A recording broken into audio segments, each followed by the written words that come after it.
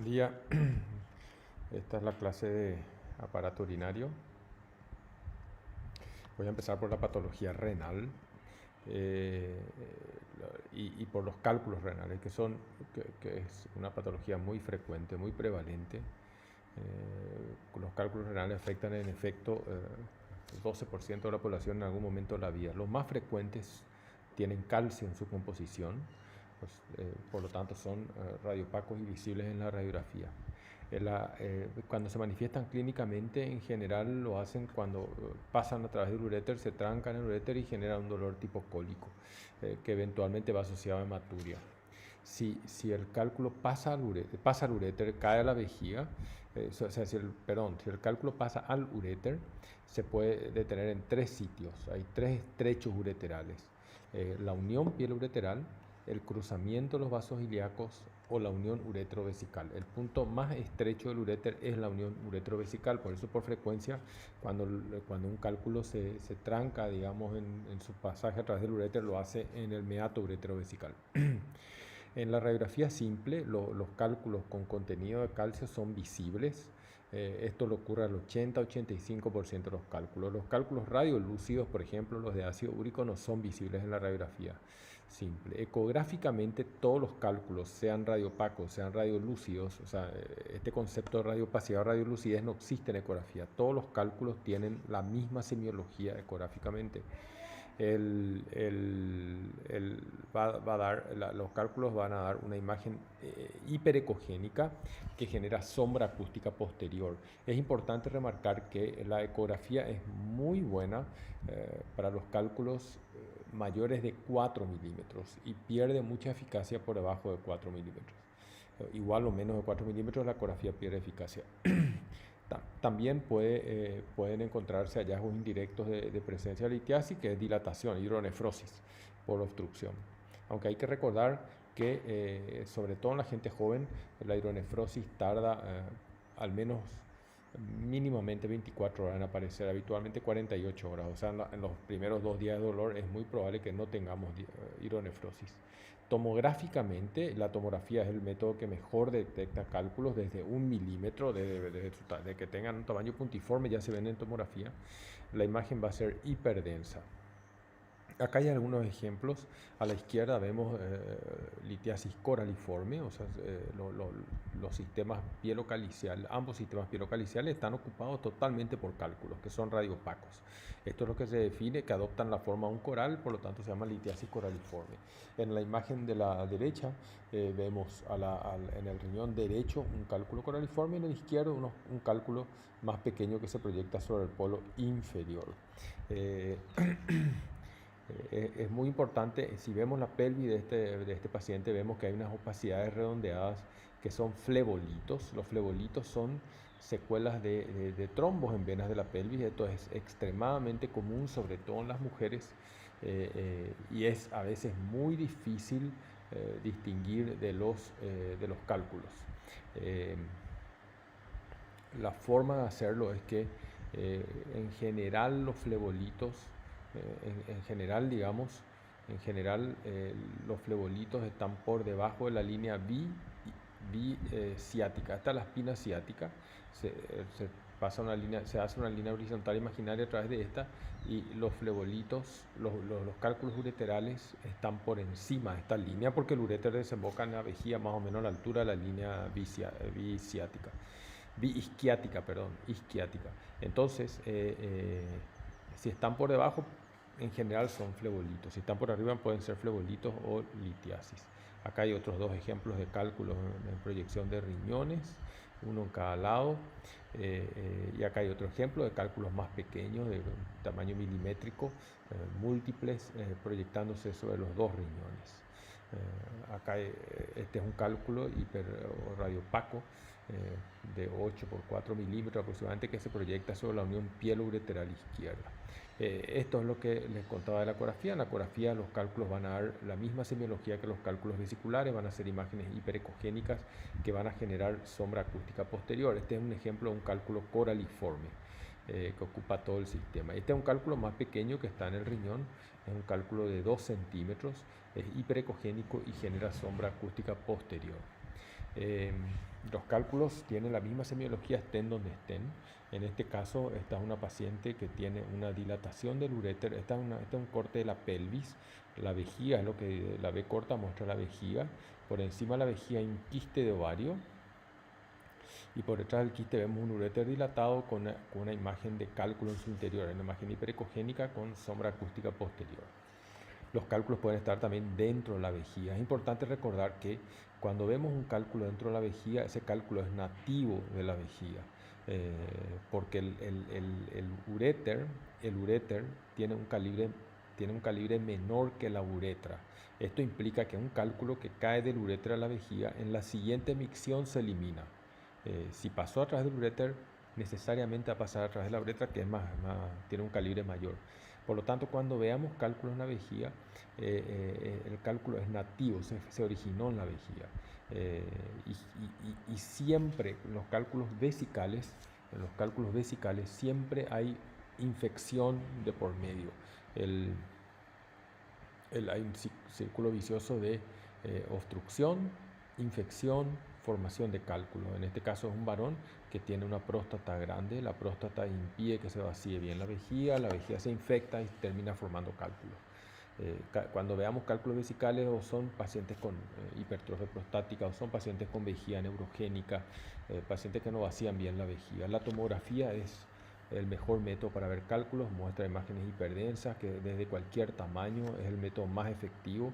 No hace falta inyectar contraste para ver cálculos. Si el problema es, si la intención es buscar cálculos en el sistema urinario, no es necesaria la inyección de contraste. Fíjense la hiperdensidad que tiene el cálculo.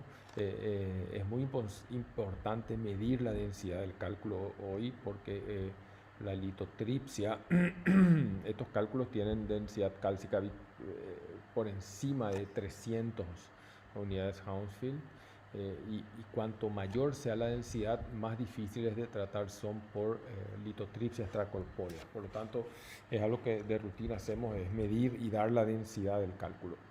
En este caso, el mismo ejemplo que vimos anteriormente, 2 cálculos en el polo inferior del riñón derecho. Y en este caso vemos el riñón derecho sin cálculos, con una dilatación del sistema pilocalicial y del uréter que ustedes ven acá. Y dentro del uréter distal hay 2 cálculos, uno bien alargado y otro un poco más pequeño por debajo. Ambos están enclavados en la porción distal del uréter y explican la hidronefrosis que tiene el uréter derecho por encima. La tomografía, cuando muestra hidronefrosis, hay que seguir hasta abajo y buscar el cálculo, que en este caso estaba en la unión, en el meato uretrovesical, o sea, ya está por ser eliminado dentro de la vejiga. Los quistes renales, el quiste renal es sin duda la patología renal más frecuente, son extremadamente frecuentes y su frecuencia aumenta con la edad. Habitualmente no tiene ninguna importancia, ninguna trascendencia cuando son simples. Simple se entiende por un quiste que no tiene tabiques ni componente sólido. Muy raramente un quiste renal se complica con hemorragia o con infección. Los quistes pueden ser múltiples, pueden ser unilaterales o bilaterales, pueden tener un tamaño variable. Ecográficamente, los quistes van a comportarse como imágenes anecogénicas que van a generar refuerzo acústico posterior, van a tener un contenido homogéneo, una pared fina, no van a tener grumos sólidos, tabiques ni calcificaciones. Cuando hablamos de quistes complejos es porque o encontramos ecos en su interior, la sangre, la pus generan ecos, ni la sangre ni la pus son líquidos homogéneos o anecogénicos, son líquidos más heterogéneos.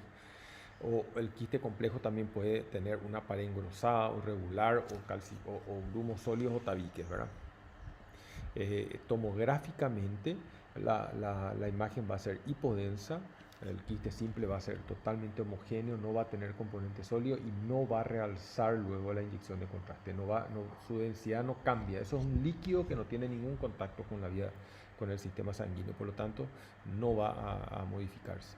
En la resonancia En las secuencias para sensibles a fluidos, que son las T2, el quiste va a ser hiperintenso. Lo contrario en las secuencias T1, donde el quiste va a ser hipointenso. Van a ser homogéneos, bien delimitados y no van a realzar después del contraste. Esta es la semiología ecográfica típica de un quiste. Este es un corte longitudinal del riñón derecho. Acá arriba tenemos el hígado. Donde está el 1 es el polo superior, donde acá está el polo inferior, y en el polo inferior del riñón hay un quiste. Fíjense que es totalmente homogéneo, no tiene tabiques, no tiene grumos sólidos, es un quiste simple que mide 4,8 centímetros de diámetro. Este es otro quiste que está en el polo superior del riñón derecho, esto es el hígado. Este es el polo superior donde está alojado este quiste, que es completamente homogéneo. Los quistes pueden ser muy voluminosos. Pero a pesar de ser voluminosos, esto no implica que sean complejos. Este es un quiste muy voluminoso que ocupa seno renal y se extiende por fuera del riñón, pero no tiene ni tabiques, ni engrosamiento parietal, ni componente sólido. Eh,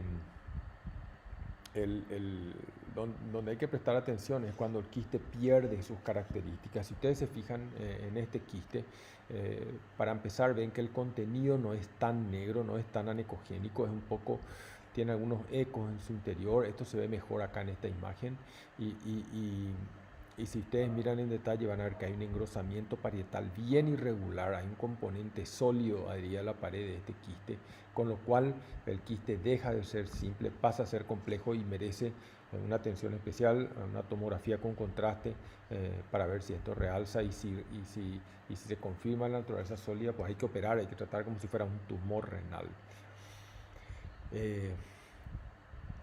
La situación aquí es totalmente diferente a lo que acabamos de ver. Acá no hay un quiste 2 o 3, acá está el riñón está reemplazado por quistes. Y esta es la característica típica de la poliquistosis. Acá tenemos dos poliquistosis en fases diferentes. A la derecha ustedes ven una poliquistosis en una fase más inicial. Múltiples quistes, pero se identifica todavía el parénquima renal. A la izquierda ustedes no identifican más parénquima renal. Los quistes reemplazaron el parénquima renal y este es el problema de la poliquistosis, que es una enfermedad hereditaria.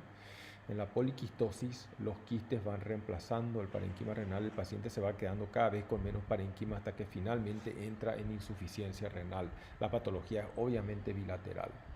Tomográficamente el quiste es una imagen hipodensa que no realza el riñón. Esto es post-contraste, el riñón está realzado, hay contraste en la pelvis renal, pero el quiste en sí permanece hipodenso sin cambios. Acá a la izquierda es una tomografía sin contraste, a la derecha una con contraste. La densidad del quiste es exactamente la misma y esto se puede medir. Si ustedes ven, van a ver 10 unidades Hounsfield sin contraste, 12 unidades Hounsfield post-contraste en la fase arterial y de nuevo 9 en la fase venosa. Para que nosotros certifiquemos que hay un realce, la diferencia tiene que ser de 15 unidades Hounsfield, o sea 2, 3, 5, 7, 8 unidades de diferencia no es significativa. En este caso el quiste tiene una densidad que no cambia. Esto es característico del quiste. En este caso, los quistes habitualmente están en la corteza, en el parénquima renal, como este quiste que está señalado por la flecha blanca, pero pueden estar en el seno renal, alrededor de las cavidades excretoras, y en ese caso se llaman parapiélicos. Siguen siendo simples, pero por su topografía se llaman parapiélicos.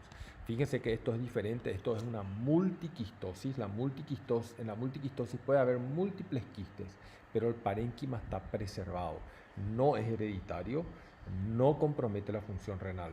Es una forma de llamar a esto para diferenciar de la poliquistosis, de la cual vemos un ejemplo en este caso, donde los quistes van reemplazando el parénquima renal. Y si ustedes se fijan acá en el riñón izquierdo hay un poquito de parénquima, el resto está completamente reemplazado por quistes.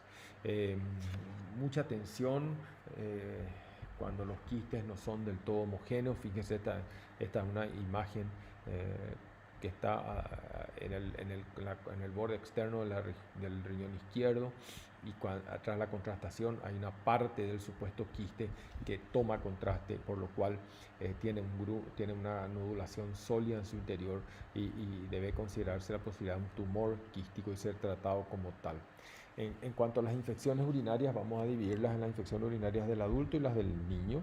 Las infecciones urinarias del adulto, la de la vejiga, que son las cistitis, son muy frecuentes, sobre todo en la mujer y en la posmenopausia, son extremadamente frecuentes. Las altas, cuando la infección afecta al riñón, se llama pielonefritis y generalmente está vinculada. La pielonefritis puede tener dos orígenes: o el germen llega por sangre hasta el riñón directamente, o llega por orina como consecuencia de un reflujo vésico-ureteral en o un paciente que tiene, digo una porque es mucho más frecuente el reflujo en las mujeres, en una paciente que tiene una cistitis. Entonces la orina infectada le llega hasta el riñón. Cuando un adulto tiene infección urinaria, hay que hacer una ecografía para descartar un proceso obstructivo en el varón. En el varón ver cómo está la próstata, ver si vacía bien la vejiga, y en la mujer también evaluar el residuo postmiccional. Si la pielonefritis clínicamente es muy diferente a la cistitis. La cistitis en general no da fiebre, da síntomas urinarios bajos, da polaquiuria, tenesmo, todo el cortejo de síntomas de la cistitis de la infección urinaria baja, ¿verdad? La paciente tiene ganas de orinar a cada rato, orina muy poco, tiene la sensación de que no vacía la vejiga, etc. Sin embargo, las pielonefritis dan fiebre alta, dolor lumbar. En los casos de las pielonefritis, si el paciente no mejora con tratamiento antibiótico, hay que hacer una tomografía con contraste para descartar absceso. La pielonefritis se complica de absceso, ¿verdad? La pielonefritis se ve en 1/3 de los pacientes como una imagen hipodensa. En las pielonefritis, la reacción del riñón es provocar una isquemia, una vasoconstricción de los vasos sanguíneos que están en la zona inflamada. Por lo tanto, la zona de pielonefritis, esto no ocurre en todos los pacientes, pero en el 1/3 de pacientes que ocurre, la zona de pielonefritis se va a ver hipodensa después de la contrastación porque hay menos flujo sanguíneo. Es una respuesta del riñón. Hay una vasoconstricción de las arteriolas de este sector. Si ustedes ven este foco pielonefritis, es hipodenso, tiene una densidad menor que el resto de los dos riñones y tiene en su interior una imagen más hipodensa que es líquido, y es un microabsceso formándose. Acá se ve bien, y fíjense cómo tiene límites geográficos.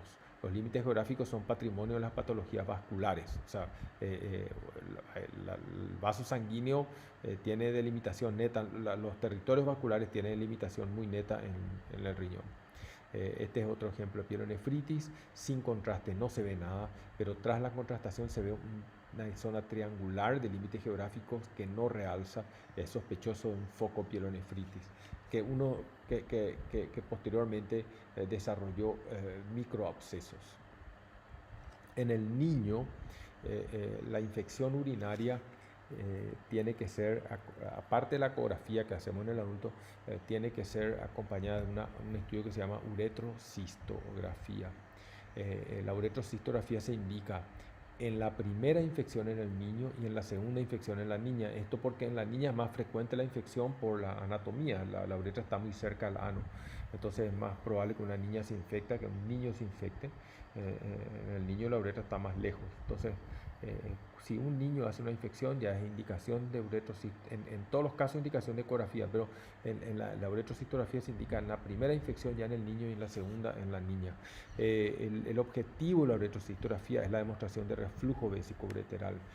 Los pacientes que tienen infección urinaria tienen más reflujo que el resto, pero ese no es el problema es que si el niño o la niña tiene reflujo, cada vez que se infecta la vejiga, se infectan los riñones y hay que proteger los riñones. Esto está bastante bien probado. Los niños que sufren de muchas pielonefritis en su niñez son niños que pueden desarrollar en la adultez hipertensión o problemas de funcionalidad renal. Por lo tanto, si demostramos mediante la uretrocistografía reflujo vésico-ureteral, el niño o la niña tienen que entrar en un programa de profilaxis con antibióticos por lo menos durante un año. Al año se repite la uretrocistografía y si persiste la uretrocistografía, el ciclo se continúa un año más. Si desapareció, se interrumpen los antibióticos.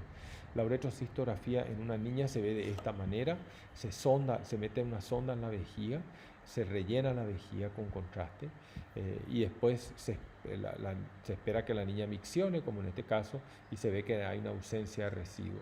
En un niño la uretra obviamente es más larga, tiene una morfología diferente.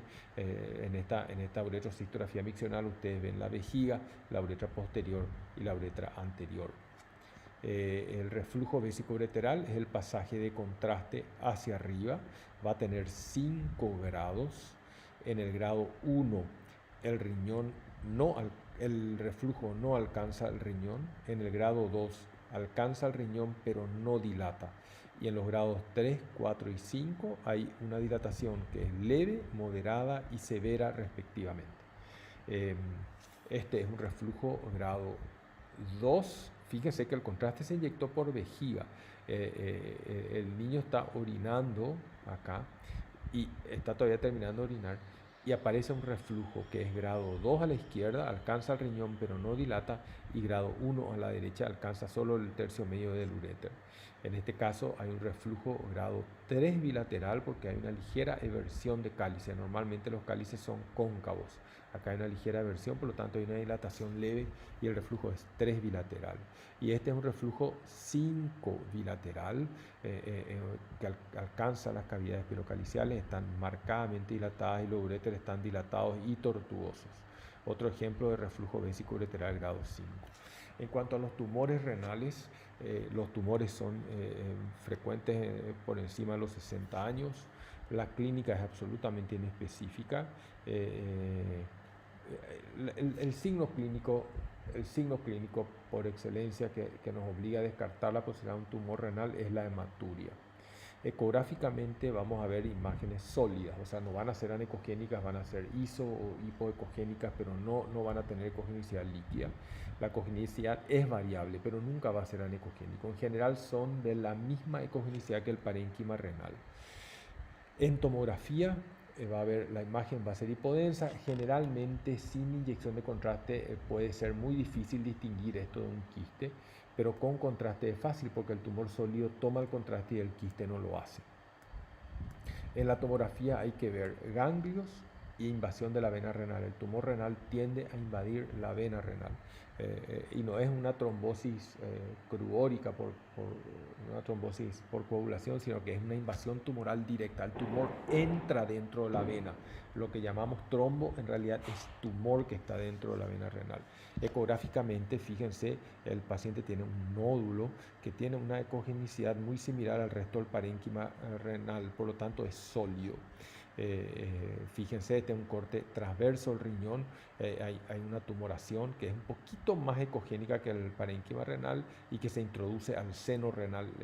El tumor está comprendido entre las 4 marcas que están ahí. Este es otro ejemplo en el polo superior, una masa que es isoecogénica con respecto al parénquima renal. Y en la tomografía, fíjense, la imagen es isodensa con respecto al riñón. Los quistes suelen ser hipodensos, esto es isodenso, pero lo que determina la naturaleza sólida es la toma de contraste. Esta imagen toma el contraste en la periferia. En el centro no toma el contraste no porque sea líquido, sino porque hay necrosis. Estos son tumores que dan mucha necrosis. Crecen más rápido de lo que la neoangiogénesis puede sostener. Entonces se quedan en su porción central sin vasos sanguíneos y se necrosan. Este es otro ejemplo. Fíjense cómo hay la parte externa de la imagen toma el contraste. Esta es la reconstrucción coronal del mismo paciente. Este es otro ejemplo, una imagen que es de densidad heterogénea adherida al riñón derecho por debajo del hígado. Tras la contrastación, el tumor toma el contraste. De nuevo hay un centro hipodenso que es necrótico.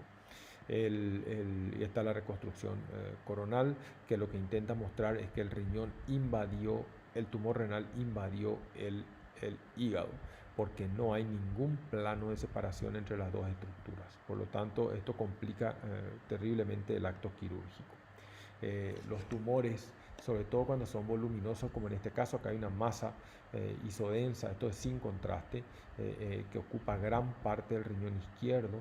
Tras la contrastación, ustedes ven que no hay ninguna diferenciación renal, esto es todo tumor, y el tumor se mete, esta es la vena renal, el tumor se mete directamente a la vena renal esta es la vena renal que está ocupada en su luz por tumor. Esto siempre hay que ver porque obviamente este paciente no puede ser operado en principio. El cirujano no va a poder clampar la vena renal, que es una de las cosas que se hace al principio, porque si clampa la vena renal va a romper el tumor va a ir a dar una embolia pulmonar. Aquí con este contraste se ve mejor el tumor dentro de la vena renal. Es la forma de extensión clásica en este paciente que tenía además metástasis pulmonares. En cuanto a la patología vesical, en la vejiga podemos ver cálculos, tumores y podemos tener la manifestación de una obstrucción, sobre todo en el varón relacionado a la próstata o en pacientes que tienen estrechez de uretra, que es la vejiga de lucha. La vejiga de lucha es aquella vejiga que está tratando de aumentar la presión de vaciado para eliminar orina. Los cálculos generalmente son radiopacos. Ya dijimos que son nativos de la vejiga y están relacionados a obstrucción. Son pacientes con vejiga neurogénica o con estenosis de uretra o más frecuentemente con estenosis prostática. Los cálculos pueden tener diversas formas. Estos son cálculos de hiperdensidad radiada, un cálculo relativamente voluminoso. Ya vimos cómo se ve en la semiología, el cálculo es la misma en todas las localizaciones, es una imagen hiperecogénica con sombra acústica posterior. Es muy importante, este es un ejemplo de tumor, es muy importante cuando vemos un tumor. El tumor no es hiperecogénico, es isoecogénico con respecto al resto. El tumor siempre es mucoso, se origina en la mucosa, por lo tanto está adherido a la pared vesical. Y este es un concepto súper importante porque los tumores son idénticos prácticamente a los coágulos. Si el paciente tiene hematuria, se puede formar un coágulo dentro de la luz vesical. Hay dos formas de hacer el diagnóstico diferencial. La primera es prender el Doppler. El Doppler va a mostrar que el pólipo, que el tumor real va a tener vasos sanguíneos, pero esto no siempre se da. Lo que hace el diagnóstico en forma definitiva es movilizar al paciente. El paciente, en este caso, está acostado boca arriba. Cuando le pedimos que se acueste de costado derecho, en este caso está acostado sobre su borde derecho, el coágulo se va a separar de la pared, es móvil. El coágulo es móvil en la luz vesical, sin embargo, el tumor nunca lo va a hacer, siempre va a quedar adherido. El tumor, como cualquier otro tumor, como acabamos de ver en los riñones, realza tras la contrastación. Esta es una vegetación intravesical. En la vejiga se ve ya sin contraste una imagen que es tenuemente hiperdensa con respecto al contenido vesical y que realza después de la inyección de contraste. Así se ve un tumor vesical. Y esta es la reconstrucción coronal del mismo tumor adherido a la pared vesical. Este es otro tumor, fíjense en una fase tardía, esto es contraste, ya pasó un tiempo, este es el uréter y esto es contraste que se deposita dentro de una úlcera tumoral, digamos. El tumor, si compromete el meato, este paciente, fíjense, este paciente, el tumor está lateralizado a la derecha, compromete el meato ureteral, el uréter derecho está dilatado y esto se ve hasta arriba, la pelvis renal está dilatada, en este caso la pelvis renal está normal. La vejiga de lucha, el signo de la vejiga de lucha es el engrosamiento de la pared vesical. Una pared vesical puede medir hasta 2,5 milímetros, en este caso mide 3 milímetros. Si está engrosada es una vejiga musculosa, lo que se engrosa es el músculo de la pared vesical. Y la vejiga se pone musculosa para generar más presión cuando hay un obstáculo por debajo. Ese es el signo de la vejiga de lucha. El otro componente de la vejiga de lucha no se ve en este caso, son los divertículos. El divertículo es herniación de la mucosa a través de las fibras musculares.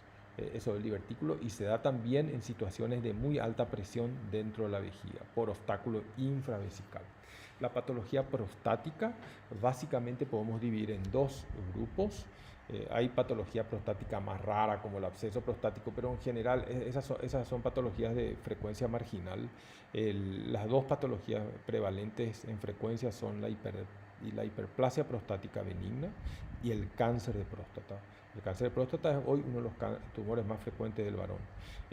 Vamos a empezar con la hiperplasia prostática benigna, es extremadamente frecuente. La gran mayoría de los varones desarrolla hiperplasia prostática benigna a partir de los 40 o 50 años. Se habla de hiperplasia prostática benigna cuando aumenta el volumen de la glándula y se considera normal hasta 30 gramos. Por encima de 30 gramos hablamos de hiperplasia. Lo más importante no es el tamaño absoluto de la próstata, sino ¿Qué impacto tiene esto en el vaciamiento vesical? Es decir, ¿deja o no residuo el paciente? ¿El paciente vacía bien la vejiga o no? Se considera un residuo postmiccional normal hasta 30 mililitros o hasta 20% del volumen premiccional. Esto quiere decir que si el paciente tiene 200 ml como límite máximo, vamos a tolerar 40 ml de residuo. ¿Cómo se hace esto? La ecografía se hace por vía suprapúbica. La hiperplasia prostática benigna se investiga por ecografía suprapúbica. Esto anecogénico que está acá es la vejiga. Por debajo y detrás de la vejiga está la próstata, que es lo que está encerrado entre las marcas. Esta es una próstata de tamaño normal. Si ustedes se fijan, tiene 21,84 ml, que es lo mismo que 21,84 centímetros cúbicos. Recuerden que hasta 30 es normal. Este paciente ya tiene un grado leve de hiperplasia prostática benigna. El volumen es de 38,839 centímetros cúbicos. Y este paciente tiene un grado de hiperplasia aún mayor, con un volumen total de 63. La próstata puede llegar a tener volúmenes, el récord de lo que yo vi es 400 centímetros cúbicos, o sea, casi medio kilo de próstata. Y acá tenemos un caso de una hiperplasia extremadamente importante. El paciente tiene una próstata de 260 centímetros cúbicos, más de un cuarto de kilo tiene esta próstata. Y fíjense cómo hay una pelota de próstata que protruye en la luz vesical. Este es el lóbulo medio. Como les dije, lo más importante es ver el residuo. Este paciente se fue a orinar y después de la micción no queda nada en la vejiga. Este es un argumento muy importante para no operar los pacientes. La presencia de residuos es el argumento más importante para operarlos. El cáncer de próstata, la hiperplasia prostática benigna se evalúa por la sintomatología. El cáncer de próstata se evalúa por la medición de un marcador, de un antígeno, de un marcador de cáncer de próstata que se llama PAS. Todo varón de más de 50 años tiene que tener un dosaje de PAS al año. Y si el dosaje aumenta, pues hay que pensar en la posibilidad de un cáncer de próstata. La anatomía prostática, desde el punto de vista solo imagenológica, esto no es anatomía real.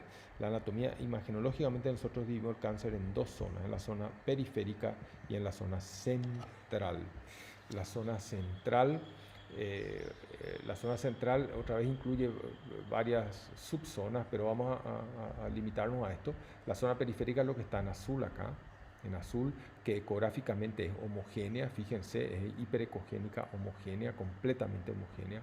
En resonancia es hiperintensa en la secuencia T2, en tanto que la zona central en resonancia es heterogénea, siempre heterogénea, e hipointensa en ecografía es también heterogénea. Es importante esta diferencia porque la mayoría de los cánceres de próstata se van a alojar en la zona periférica, 80%. El resto se va a alojar en la zona central y son un poco más fáciles de diagnosticar tanto en la ecografía como en la resonancia. Hoy día, la sospecha de cáncer de próstata que está dada por una elevación del PAS es indicación de resonancia magnética. Ya no se hace más ecografía transrectal para diagnosticar cáncer de próstata porque la eficacia, fíjense, la eficacia de la resonancia es 90% y la eficacia de la ecografía transrectal está alrededor del 50%, es mucho menos eficaz. Y si descubrimos un nódulo en la resonancia, pues hay que hacer una biopsia guiada por ultrasonidos. Entonces, sospecha de cáncer está dada por la elevación del PAS. Todo varón tiene que tener un dosaje de PAS al año por encima de los 50 años. Si el PAS está elevado, resonancia magnética. Ecografía transrectal solo si no se puede resonancia, pero es mucho peor. Y biopsia. Este es un ejemplo de ecografía transrectal. El traductor está dentro del recto. Esta es la zona periférica y esta es la zona central muy heterogénea. Acá no se vio ningún nódulo. Este paciente tiene un nódulo, pero en la zona central. El valor es menor. Cuando el nódulo está en la zona periférica es más sospechoso.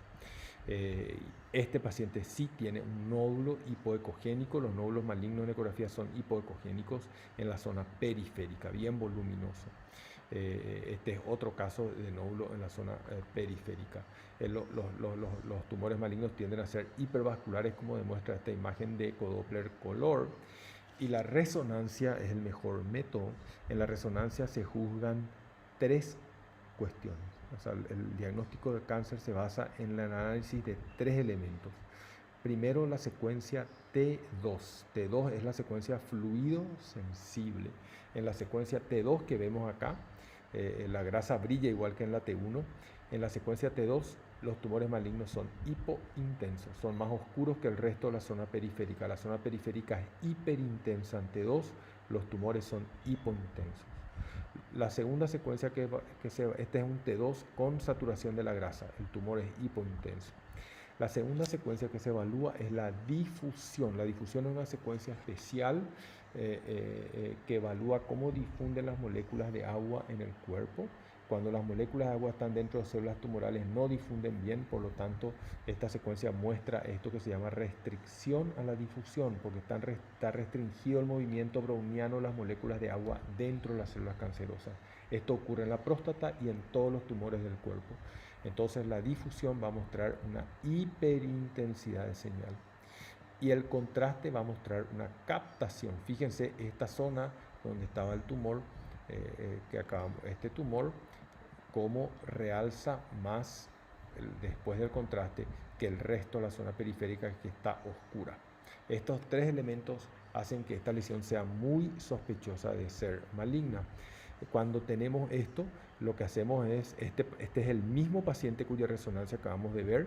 En la ecografía se identifica un nódulo en la misma zona, es hipoecogénico, está en la zona periférica, y lo que hacemos es tomarle una muestra, una biopsia por vía transrectal. La aguja es una aguja larga, Trucut, que saca un pedazo de la glándula, que se introduce, se guía por recto. Ahí van a ver la entrada de la aguja. Esta es la aguja entrando que sacó como la muestra de un pedazo de este tumor. Y esta es una segunda toma, se toman varias muestras. Esta es otra toma del mismo tumor, todo guiado bajo ecografía para estar seguros que tomamos muestra de lo que teníamos que tomar. Este es otro ejemplo, un tumor voluminoso en la zona periférica izquierda, y ahí vamos a ver la aguja entrando y tomando muestra del nódulo. Esta es otra muestra del mismo tumor en una zona más central de la tumoración. Los puntos claves a retener en cuanto al cáncer de próstata es que todo varón de más de 50 años tiene que tener un PAS al año. ¿Por qué tiene que tener un PAS al año? Porque, de nuevo, ustedes cuando reciban el resultado de análisis, ustedes van a ver los valores de corte, hasta cuánto es normal y desde cuándo es patológico. Pero muchas veces, supongamos que de acuerdo al tipo de análisis realizado, digamos que el valor normal oscila entre 3,5 y 4,5. Supongamos que el valor normal vaya hasta 4. Si un paciente viene con PAS de 5, eso está ligeramente elevado. Pero si nosotros tenemos la curva, si tenemos el PAS todos los años, y el año pasado tenía 5, y el antepasado 5, y hace 5 años tenía 5, ese paciente no tiene un cáncer porque la curva está aplanada. Sin embargo, si ese paciente el año pasado tenía 3,5, el año antepasado 2,5 y hace 3 años 1,5, ese paciente tiene probablemente un cáncer porque la curva se está empinando, ¿ok? O sea, la curva es lo más importante. Es fundamental que todo varón de más de 50 años tenga hasta ahora un PAS al año. La elevación del PAS indica resonancia. Una cosa muy importante, la ecografía transrectal detecta los cánceres en la mitad de los casos, la suprapúbica en ninguno. La suprapúbica no detecta cáncer. Sin embargo, cuando no hay sospecha de cáncer, cuando lo que queremos evaluar síntomas de prostatismo, una hiperplasia prostática benigna, lo que se hace es medir la próstata y medir el residuo funcional por vía suprapúbica. O sea, básicamente hoy no hay una indicación teórica de ecografía transrectal salvo para guiar las biopsias, como les acabo de mostrar. Vamos a ver rápidamente qué métodos diagnósticos hay que pedir de acuerdo a sintomatología. Y estas son los cuatro motivos de consulta más importantes en el área del aparato urinario. Son la hematuria, el paciente que sangra por orina, el dolor, que generalmente es un cólico renal, el prostatismo, los síntomas de agrandamiento de la próstata y la sospecha de cáncer de próstata. Estas son las 4 principales causas de consulta para un urólogo. En la hematuria, cuando el paciente viene con hematuria, tiene que ser sometido a una ecografía y a una tomografía sin y con contraste, sin excepción, a no ser que tenga trastorno de la funcionalidad renal. Eso es lo único que contraindicaría esta conducta. ¿Por qué? Porque en el caso de hematuria hay que descartar tumores a nivel renal o a nivel vesical. Por supuesto, hay otras causas no tumorales. La litiasis puede dar hematuria, la infección urinaria puede dar hematuria y la patología renal difusa tipo glomerulonefritis puede dar hematuria. E inclusive puede haber un sangrado como la mucosa nasal, que sangra, la mucosa vesical puede sangrar, pero siempre hay que descartar tumor y para descartar tumor hay que inyectar contraste. En el caso del dolor, o sea, cuando el paciente viene por cólico renal, lógicamente la primera causa de esto es un cálculo que se está expulsando y se hace una radiografía simple de abdomen porque los cálculos son radiopacos y son visibles y una ecografía. Si no logramos ver el cálculo con estos dos métodos, se hace una tomografía sin contraste porque lo que buscamos es cálculo y para los cálculos no hace falta inyectar contraste, ¿ok? En el prostatismo, ya vimos, se hace ecografía suprapúbica con medición de residuo postmiccional y medición del volumen prostático. Y en el cáncer de próstata se hace hoy resonancia magnética nuclear y si se encuentra un nódulo, biopsia transrectal. La patología testicular, la ecografía es muy útil. De hecho, no hay otro método no hay otro método mejor para evaluar escroto que la ecografía. La ecografía es el mejor método para evaluar escroto porque es una estructura superficial, igual que la tiroides, por ejemplo, y la ecografía, como vimos en la clase de ecografía, es tanto más útil cuanto más superficial es la estructura, porque la calidad de imagen es muy buena. La ecografía hace un análisis muy detallado de la patología testicular. En cuanto a la patología, tenemos el escroto agudo, o sea, el dolor agudo de escroto, el síndrome tumoral cuando se palpa algo, el hidrocele que se va a manifestar por un agrandamiento de la bolsa escrotal, el varicocele, que son cordones venosos que se palpan y molestan, y el traumatismo. Estas son las 5 causas principales de consulta referidas al escroto. El escroto agudo es el dolor agudo de escroto y básicamente tiene 2 causas principales y una más rara. La causa principal que queremos descartar es la torsión testicular. Esto se da en los adolescentes. La torsión testicular es el giro del testículo. Hay una variante en la albuginia que hace que el testículo sea móvil. Entonces, si es móvil, puede girar. Y si gira 360 grados, gira sobre el cordón vascular, sobre el cordón espermático y las arterias se cierran. El testículo deja de recibir aporte sanguíneo y el cirujano tiene 6 horas para solucionar ese problema. Es una urgencia. La sospecha de torsión testicular es, en mi opinión, una de las urgencias más importantes que tenemos los imagenólogos, porque hay que hacer rápido las cosas porque se corre contra el tiempo y el tiempo es corto, son unas 6 horas. El diagnóstico diferencial del escroto agudo es la epidimitis o la orquiepidimitis, la inflamación del epididimo o del testículo y el epididimo.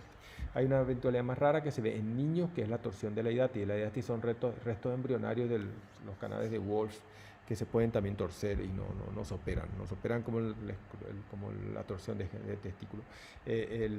Ya vimos que acabo de decir que el dolor escrotal agudo es indicación de ecografía de urgencia. Hay que dejar lo que uno está haciendo y tiene que hacer pasar ese paciente. Tenemos 6 horas de plazo. En la torsión se tuerce el pedículo vascular, que es el cordón espermático. El dolor se inicia bruscamente. El paciente te va a decir el minuto en que se inició el dolor. Es un dolor muy intenso. Con el tiempo el escroto se pone rojo y se dematiza y el testículo se eleva, obviamente porque se acorta, al torcerse se va más para arriba. Es frecuente sobre todo en púberes y adolescentes.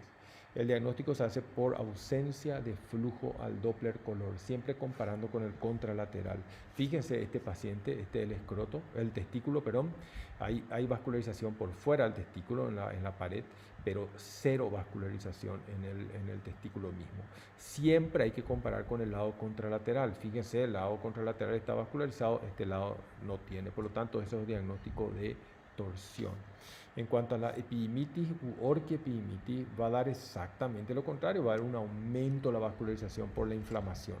La inflamación es siempre retrógrada, o sea, llega primero al epididimo y después al testículo. Por eso las epididimitis son más frecuentes que las orquitis, o sea, Cuando hay orquitis, de hecho, se habla de orquiepididimitis. El testículo, el testículo se infecta por vía retrógrada y necesariamente si se infectó antes del epididimo. Por lo tanto, tenemos dos opciones, epididimitis o orquiepididimitis.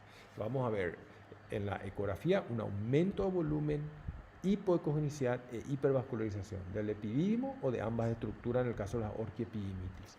Este paciente tiene un epididimo grueso en todas sus porciones, hipoecogénico. Comparen la ecogenicidad del epididimo con la del testículo. El testículo tiene una ecogenicidad normal y el Doppler color va a mostrar una hipervascularización del epididimo con un grado de vascularización normal del testículo. Esto es una epididimitis. Este paciente tiene una epididimitis de la cola del epididimo.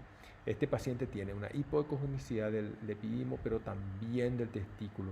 Esta es la cabeza del epididimo, esta es la cola, y fíjense lo que pasa al prender el color. El color muestra una hipervascularización de todo, o sea, toda una orquiepididimitis. Esta es la vascularización del testículo normal y este es el testículo hipervascularizado por la orquiepididimitis. El síndrome tumoral es sobre todo frecuente en pacientes jóvenes. El tumor testicular es un tumor del paciente de la veintena.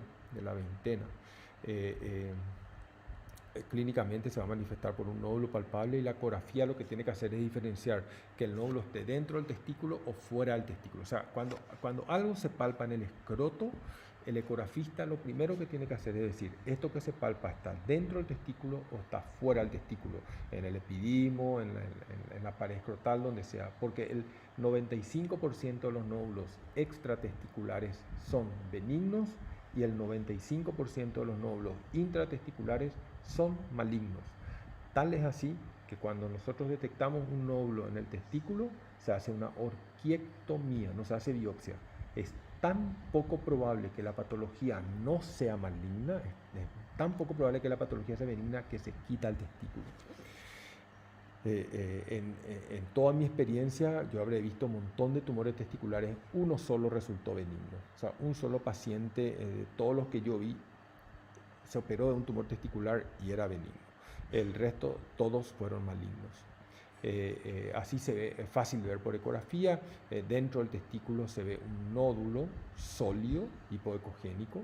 Esto es un tumor que resultó ser un seminoma. Este es un tumor pequeñito de 4 o 5 milímetros. El hidrocele es la presencia de líquido en la túnica vaginal, es muy frecuente y tiene un tratamiento quirúrgico habitualmente. El varicocele es la dilatación de venas del cordón espermático. Esto puede generar dos problemas. El primero es dolor, porque hay una congestión venosa. Estas venas están dilatadas, son varicosas, no funcionan bien, por lo tanto generan una congestión en el testículo y esto puede llevar a dolor. El segundo problema es que aparentemente por intermedio de una alteración en la temperatura, ustedes saben que los varones tenemos escroto por una cuestión de temperatura, porque tiene que haber un grado de diferencia entre la temperatura del testículo con el resto del cuerpo para que la producción de espermatozoides sea correcta. Cuando hay varicocele, esta diferencia de temperatura no se establece, por lo tanto puede haber ciertas alteraciones en el esperma y llevar a trastorno de la fertilidad. El varicocele no produce infertilidad, pero puede producir hipofertilidad. El cordón, fíjese la diferencia que hay entre cordón derecho y entre cordón izquierdo. Las venas están dilatadas y sobre todo cuando hacemos Doppler color y le pedimos al paciente un Valsalva, hay reflujo. En el Valsalva tiene que interrumpirse el flujo en las venas del cordón. En este caso hay reflujo y ese reflujo se ve acá en el espectro, se ve perfectamente bien. Le pedimos al paciente que haga fuerza y aparece un reflujo. Normalmente las válvulas tienen que cerrarse y tiene que parar el flujo cuando el paciente aumenta la presión abdominal. En el traumatismo, cuando aumenta el volumen del escroto, el diagnóstico es casi siempre hay un hematoma intraescrotal y el hematoma es extratesticular, pero lo que hay que ver es que la cápsula del testículo esté íntegra, no como en este caso, que la cápsula está interrumpida. En este caso hay que operar porque cuando la cápsula está interrumpida hay material testicular por fuera del testículo y el paciente va a perder el testículo a la larga. Por lo tanto, esto se opera y se cose. es lo que nuestra obligación es ver cómo está el contorno testicular, si está totalmente continuo o no. En cuanto a la patología uretral, para finalizar, es casi exclusiva del varón y se va a estudiar mediante uretrocistografía, se inyecta contraste directamente dentro de la uretra. La patología principal es la estenosis, y la estenosis tiene dos causas, o tres causas, perdón, acá falta una. Una es la postraumática, otra es la postinfecciosa, que casi no se ve más, está muy ligada a enfermedades venéreas que hoy vemos menos, y la tercera es la próstata. Fíjense este paciente tiene dos fracturas acá en la rama isquio ilio e isquiopubiana, tuvo un traumatismo, está con imposibilidad de orinar. Esto acuérdense siempre, si ustedes tienen un traumatizado, sobre todo en la pelvis, se intenta sondar, pero si no se puede, se deja, porque la uretra está probablemente rota. Cuando hay un traumatismo que compromete la membrana urogenital acá, la membrana puede seccionar la uretra. Entonces, estos pacientes tienen que ir a talla vesical. No hay que intentar sondarlos, como en este caso. El paciente tiene una talla, se rellenó la vejiga y se inyectó contraste por el meato uretral anterior. Fíjense, está seccionada la uretra completamente. El paciente está orinando y al mismo tiempo se está inyectando contraste por delante. La uretra está seccionada en este paciente. Hay que, digamos, operarlo.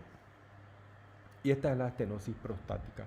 La próstata no solamente estenosa la uretra, fíjense que fina es la uretra prostática, sino que se alarga en el eje cráneo-caudal. La próstata está alta y fina, digamos, la uretra posterior.